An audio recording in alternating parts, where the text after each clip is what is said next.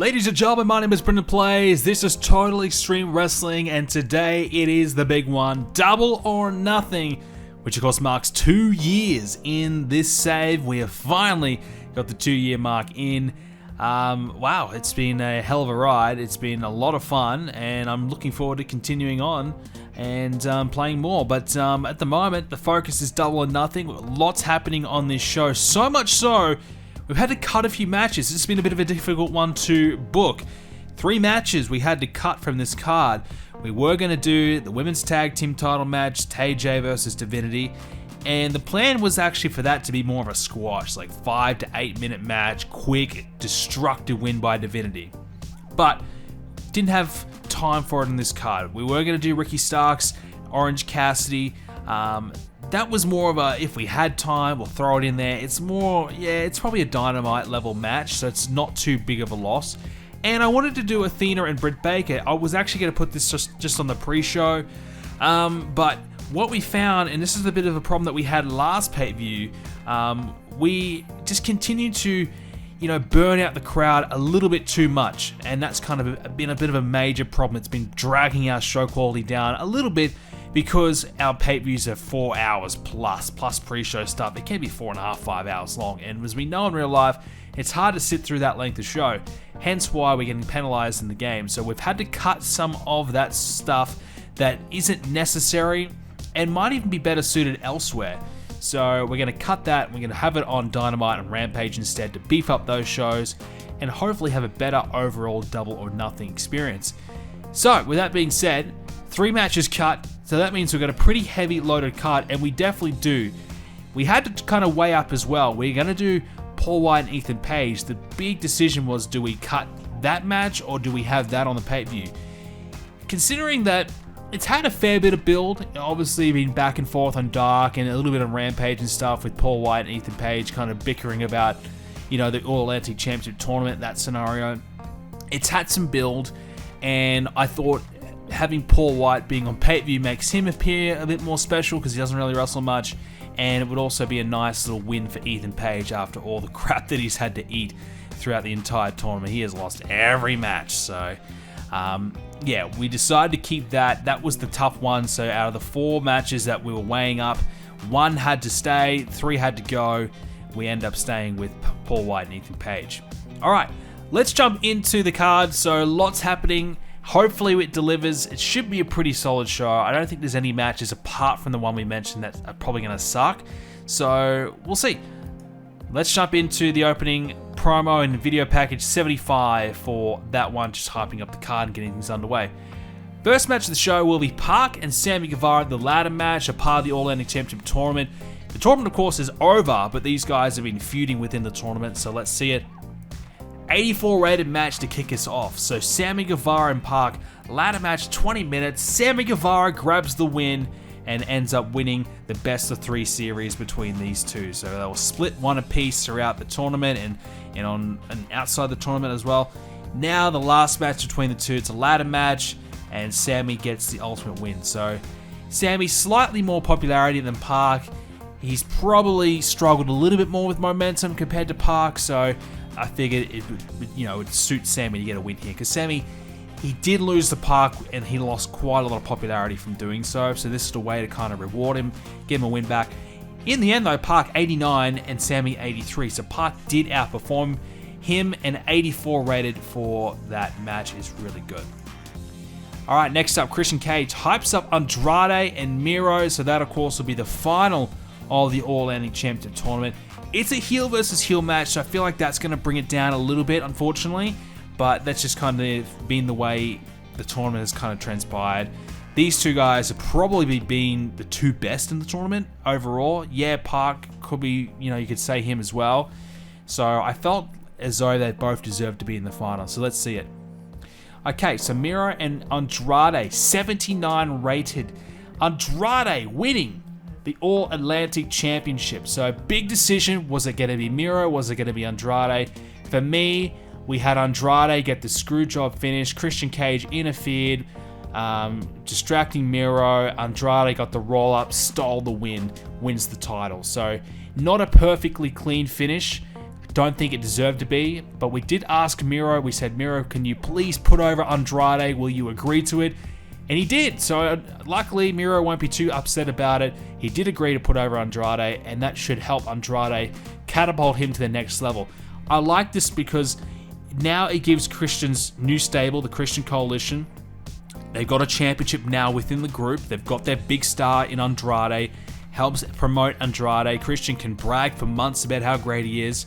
We are going to add a few more new names to the Christian Coalition, which we'll talk about probably on the next episode when we do it.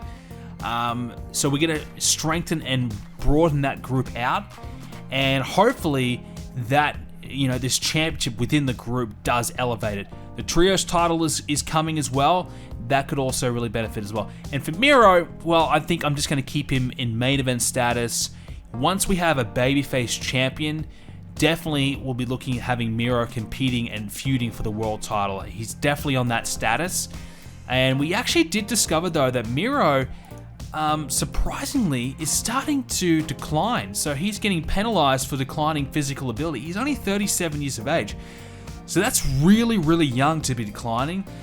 That's a real shame, and I feel like that's something that I would like to, undo if we could. I don't know if we can. Once these kind of things happen, that's it. But yeah, it's a real disappointing thing because that could actually really impact Miro's potential of, going into that main event level. But nonetheless, our first ever champion for the All-Atlantic title is Andrade. Next up, CM Punk's got a promo. He vows to destroy MJF tonight, so we're going to have the third and final match between those two. Been a long, lengthy rivalry. I think it'd be good for both guys to kind of go their separate ways now. But yeah, it's been a good one. It has been good, but I feel like both guys are ready to do something a little bit different, something more. So it's good. We are now ready to kind of finish it off. Next up, Keith Lee and Swerve had a 78 rated match. This is a surprise. Team 2 title on the line, two friends battling out to try and see who's the better out of the two. Swerve's been a little bit jealous. All the attention's been on Keith Lee. Keith Lee's been the man since coming to AEW. It's all been about him. How great is Keith Lee? Wow, Keith Lee, he's a star. What about Swerve? He came at the exact same time. But why? Why is everyone loving, Keith Lee, not Swerve? Well, now Swerve had a chance to prove himself, test himself against Keith Lee. If he beats him, well, hey, yeah, you're the better man. But if Keith Lee wins, well, okay, I'll shake your hand, and I'll say that you are the better man. So we'll see if he does that. But yeah, Keith Lee pulled out an 86 rated performance. Now that is why Keith Lee's the man, and that's why Keith Lee has the belt, not Swerve. 86. That is really, really good. Swerve 67 is pretty decent. He's got around 60 odd pops, so it's okay. Nothing amazing, but that's also a reason why we are kind of thinking maybe not going down the tag team way with these two, because Keith Lee is just so much better. So, yeah, Keith Lee is a stud. I think Keith Lee's next opponent will probably be a Lance Archer. I think that'd be a good opponent for him to mix up with, and we'll go from there. But a nice, solid win for Keith. Post-match, they did embrace. So they shook hands, they hugged, all as well between Swerve and Your Glory. So that's good. 72. Next up, Adam Page defeated Chris Jericho in a 77 rated match. 16 minutes, Adam Page gets a clean win over Jericho as the way it should be. I'm concerned about Adam Page. His performances have diminished greatly. He's down to 73. His popularity isn't bad, but I am not sure what's happening. I mean, Jericho, we understand. He's declining. He's 50-something years old. No doubt he's going to struggle, but Adam Page is in his prime. He's still not really performing all that well. I think he needs to get away from Jericho. Ever since he started this rivalry, it hasn't been good for either guy. So Adam Page picks up the win, and we're going to finish that rivalry right there and then. We cut this storyline short. They were going to team up for probably a few months, I think, and then eventually have the split in the turn, but we kind of really rushed it and cut it short because it wasn't really working. So Page at least gets a win over Jericho to get something out of the feud. Well, we were going to do Athena on Britt Baker on this card, but instead we're going to announce on this that we're going to do it on Dynamite. So the announcer's doing a quick segment announcing that. So we'll advance there. Now, the only women's match on this show, we plan to have 3, but end up only having 1. Ruby Soho and Jade Cargill. I was kind of wrestling back and forth on this one as well. Do I have Ruby Soho defeat Jade and win the women's world title? We decided no. It's an interesting decision because we have been building Ruby up ever since we brought her in back at, when we did the Grand Slam sort of time. That's when she came in. We had Ruby Soho come in around that time, and, we planned for her. We've been building her up, winning pretty much majority of her matches to get to this point for the big title match. So we were definitely thinking when we first brought her in, she's going to win the belt. Just hasn't worked out that way. Not because she's been bad, I just feel like there's more to do with Jade, and I'm not sure if Ruby could be the big star we want her to be. I think at this point, whoever beats Jade, you've really got to believe is going to be the number one woman in the division for a long time. I think Jade has earned the right to be that dominant heel, and whoever gets that big win, I guess, to a lesser degree, you could feel like it's someone like beating Brock Lesnar of the women's division. You got someone who's so dominant, can't beat her at all. No one has been able to do it. Everyone's losing to her. There's someone who finally gets the job done. That makes them a made person. So, did we want that for Ruby? I thought about it. We decided not to. Now, who's going to be the one to get that? I don't know. That's the problem that I've got. I don't know who's going to be the one. Jade, the problem with her is her performances are not good. 43 in the ring, Ruby 53. So it's a 55 rated match. It's good, but yeah, it will hold back the division a little bit because Jade just isn't that great in the ring. So she really needs a good dance partner to make it a good match. Okay, we've got Madison Rayne saying that TJ aren't cleared to compete tonight and she'll have to postpone their match. So because of the fact that Divinity have been beating up TJ for weeks now, they're not medically cleared. So this is a way for us to kind of say, hey, we were going to do this match. Unfortunately, you have to cancel and postpone it to another show. Realistically, because we didn't have enough time. But for storyline wise, well, hey, TJ just can't compete. So at least we have an out as to why we're not doing this match anymore. Alright, this time the tag titles are on the line, but it's the men's. It's FTR and the House of Black.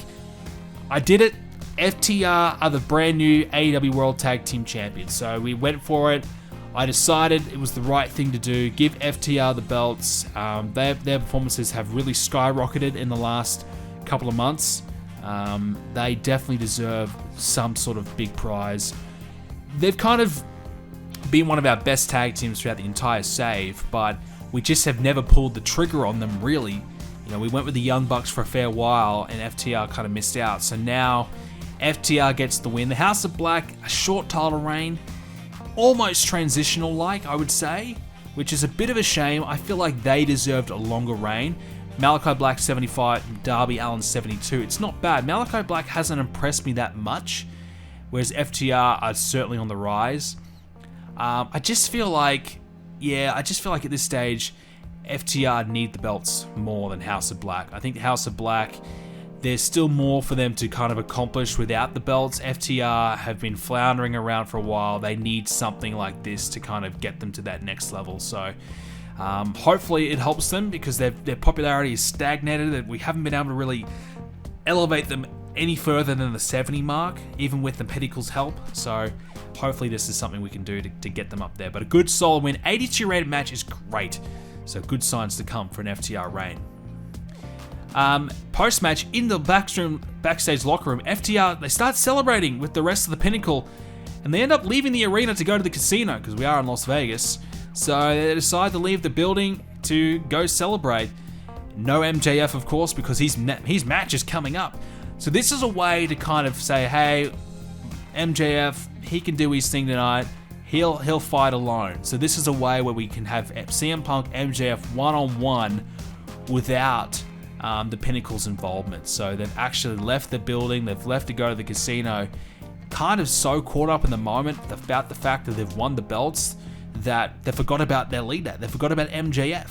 So that leaves MJF a little bit vulnerable for our next match, which was MJF, CM Punk, in what we called it a Las Vegas death match. So Texas death match, called it Las Vegas instead.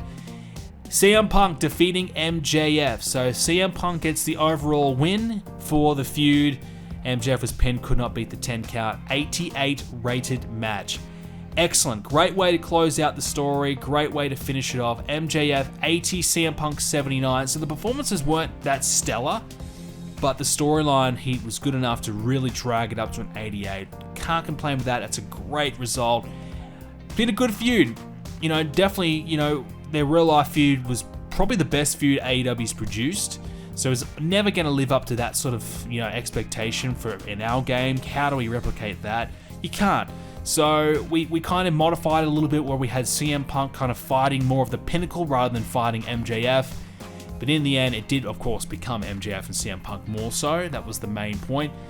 But, we put a little bit of a different twist to it, and I feel like it still delivered pretty well. So Punk wins, and now, well, the plan was going to be Punk and probably Kenny Omega for the World Championship after Double or Nothing. But now we got Bryan Danielson and Kenny Omega, so maybe that might be held off a little bit longer. So CM Punk might need one more opponent to get him across the line until the World Championship. We could easily do a number one contenders storyline with CM Punk and someone like Miro who's available. Could definitely work. Alright, we did Paul White and Ethan Page. This is a bit of a fluffer match just to have it as we get ready for the main event. So something to put in between, two huge matches just to let the crowd cool down a little bit, have a bit of a chance to rest. It's not much of a match. Ethan Page beats Paul White in 8 minutes. Scorpio Sky interfered to help out, allowed Ethan Page to get the quick roll up. So Paul White 55, Ethan Page 51. Nothing special, but a 59 rated match.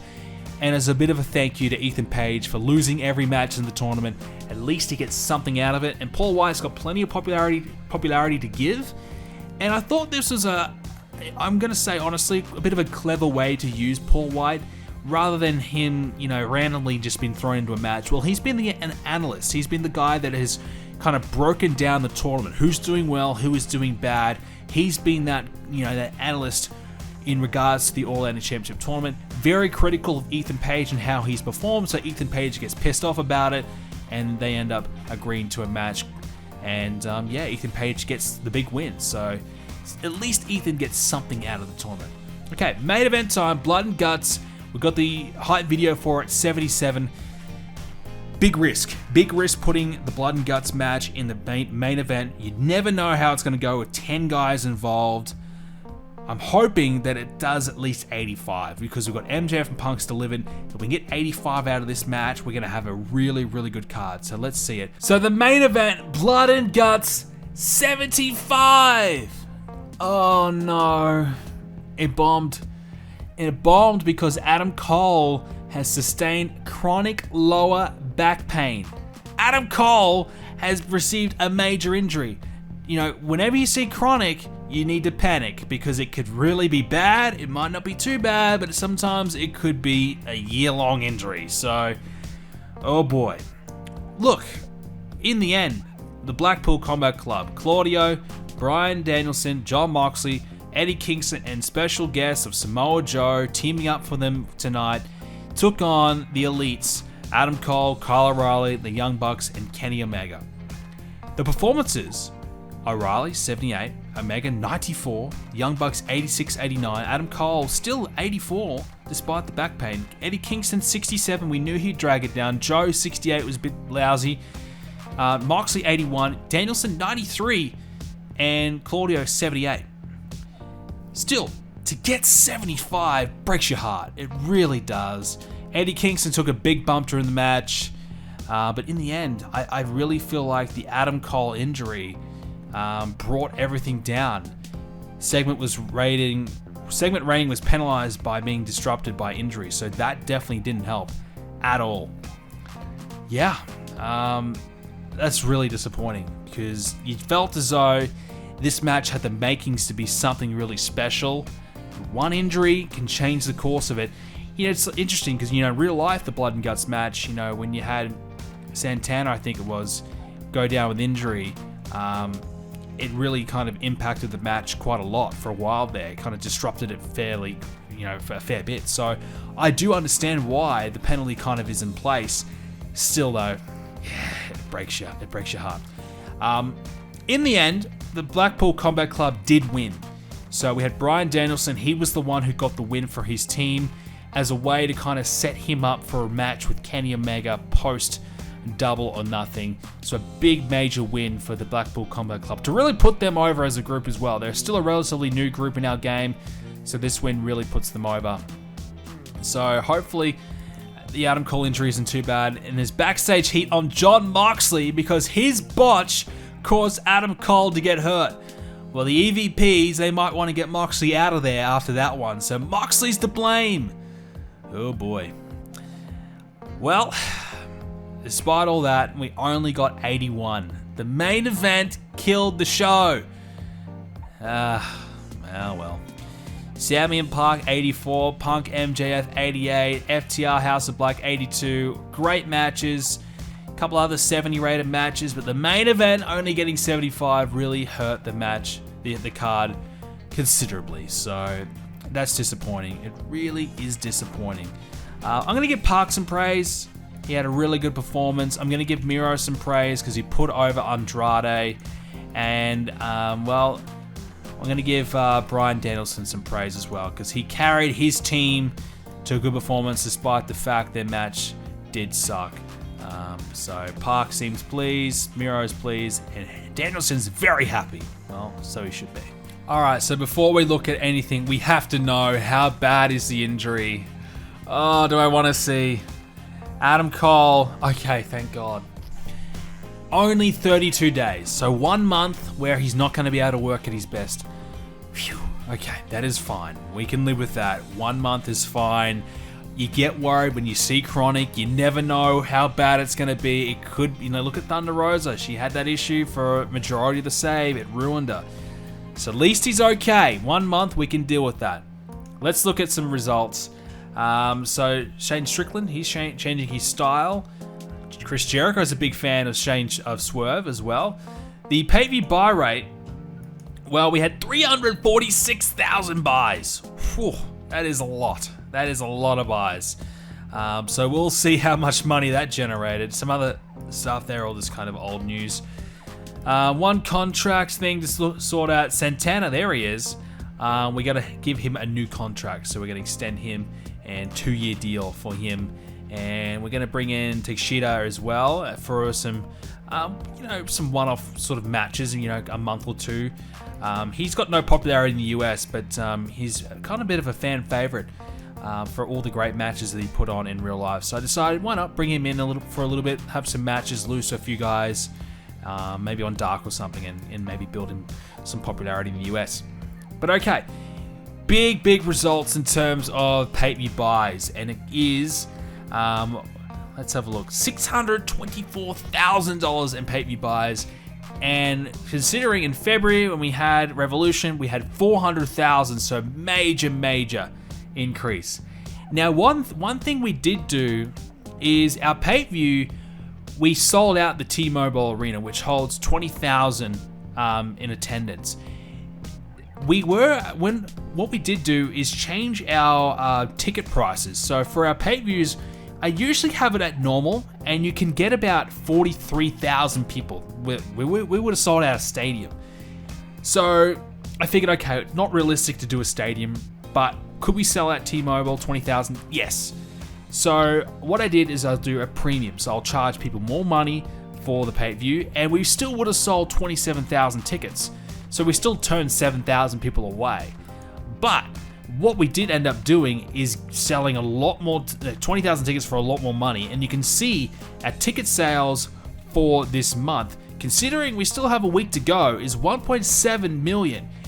Compare it to February when we had our last major pay-per-view, or even March, 1.5. So quite clearly, I'd say we're going to gain an extra $500,000 in ticket sales for the month, just because we charged it as a premium. So something to think about as well if you've got a save where you're getting a lot of big fans, but you maybe want to keep it more realistic, definitely go the premium because you're going to get that bit more money as well.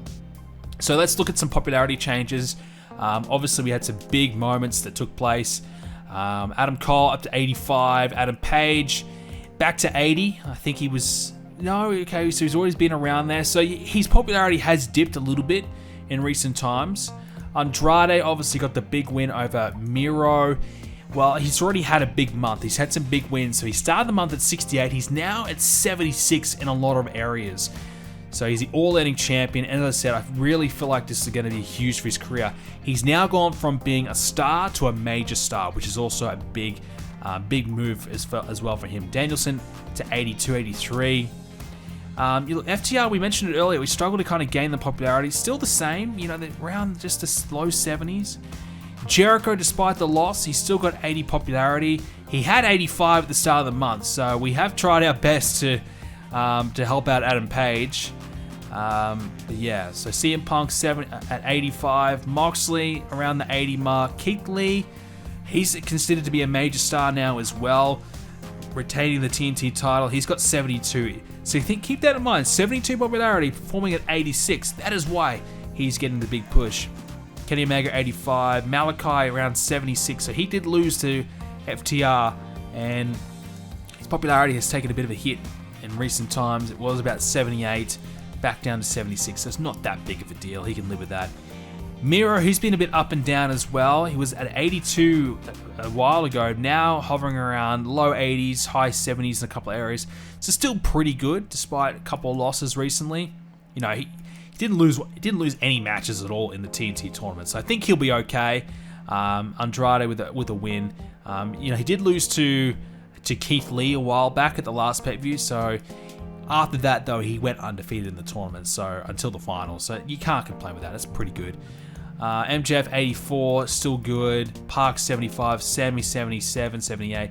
So still pretty good. So most of our guys, not much change really took place. Claudio, he had a big blood and guts match. I'd like to say it was big, but in the end it did bomb, but he's still around 73. Darby Allin looking good, 63. He's had a good rise. Lance Archer, we're getting ready for him to be in the title match for the TNT title. He's got 65, so he's in a good position to go for it.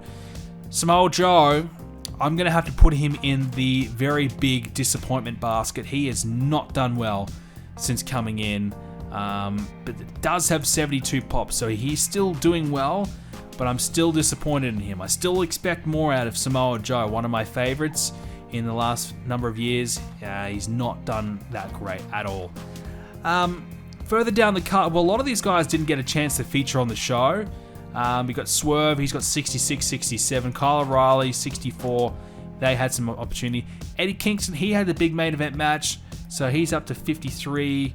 So he's gained a little bit since that feud, being involved in the big blood and guts match, just a little bit, not too much.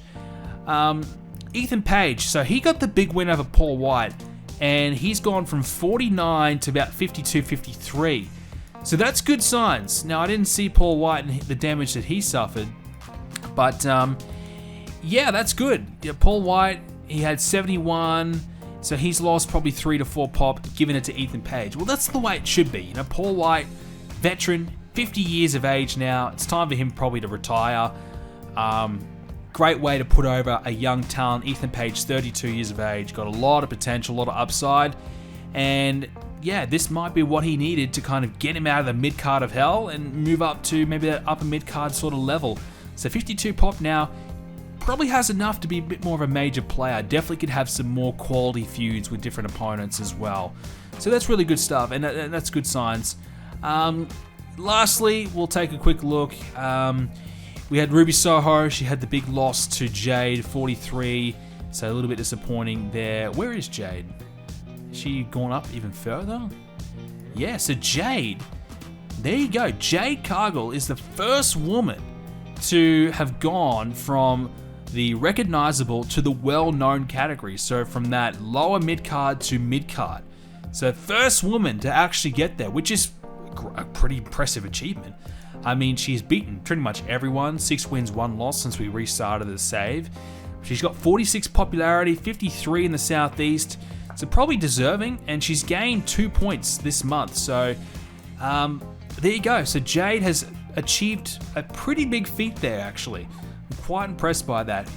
Now, the thing for Jade is, how are her skills? Are they progressing? Because you're seeing some small progression, like her psychology isn't really getting up there. Her mic skills aren't really increasing, I don't think she's really getting any better in the last 3 or 4 months. We haven't seen that much of an increase, maybe some slight. Now, do we need, Jade to kind of wrestle more? She wasn't actually training at the Nightmare Factory, which I thought she was, so that would be a big deterrent as well. So I think she probably needs to wrestle a little bit more, which is hard to have your champion wrestling so much.